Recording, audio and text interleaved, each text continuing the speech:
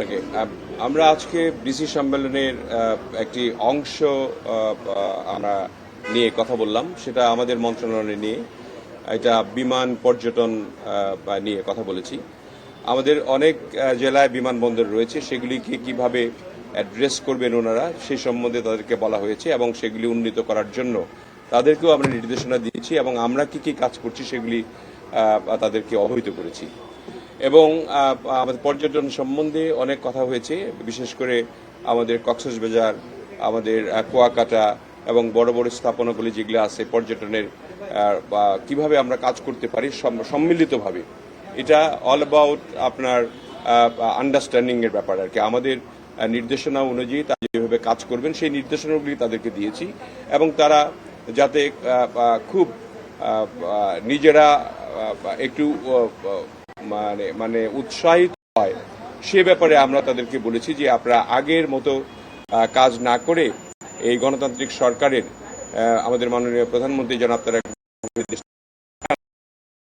নিয়ে আপনারা সবাই মিলে একসঙ্গে একযুগে মিলে এই দেশটাকে আমরা একটা কার্যকরী দেশ হিসেবে পরিণত করব।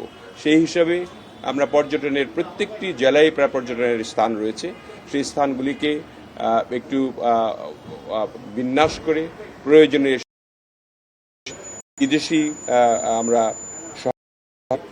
পিপিপি মডেলে কিছু করার জন্য তাদেরকে আমরা আশ্বস্ত করেছি এবং তারাও উৎসাহিত হয়েছে। আমরা প্রত্যেকটি জেলার যে প্রশাসক ছিলেন, কমিশনার, তাদেরকে আমরা বলেছি পদক্ষেপগুলি গ্রহণ করার জন্য।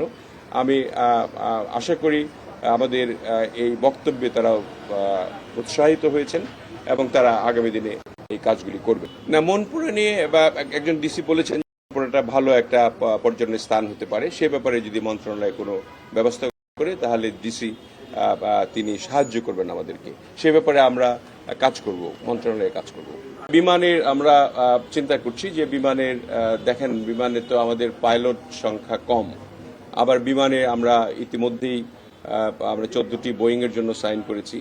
আমাদের বিমান বহরটি একদম আন্তর্জাতিক মানের হলেও আন্তর্জাতিক বিমান রয়েছে ঠিকই, কিন্তু আন্তর্জাতিক মানের নয়।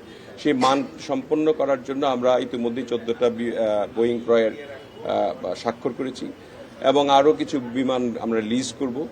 সেগুলিকে নিয়ে আমরা এই বিমানবন্দরগুলি যেগুলি আছে আরও ব্যবহৃত হচ্ছে না, প্রায় 8টি-9টি বিমানবন্দর, সেগুলিকে আমরা নতুন করে রিপেয়ার করে এটাকে চালু করব আভ্যন্তরীণ রুট হিসেবে। সেগুলি আমরা তো এটা আমরা মন্ত্রণালয়ের ব্যাপার, আজকে এই ব্যাপারে কোনো আলোচনা হয়নি।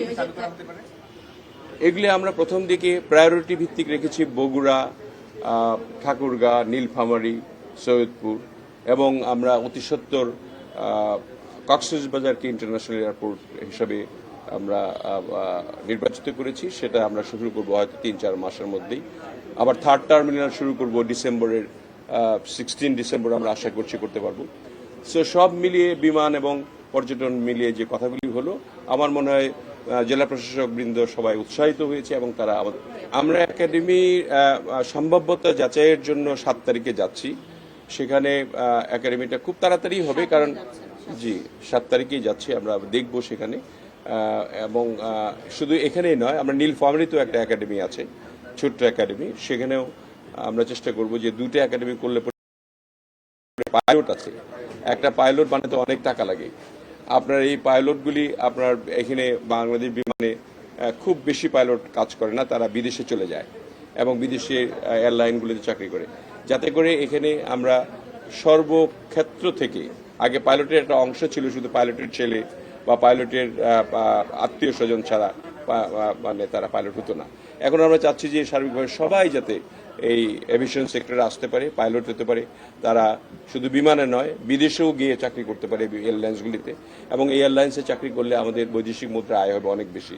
সেই জন্য আমরা খুবই গুরুত্ব দিয়ে আমরা একাডেমি দুটো করছি।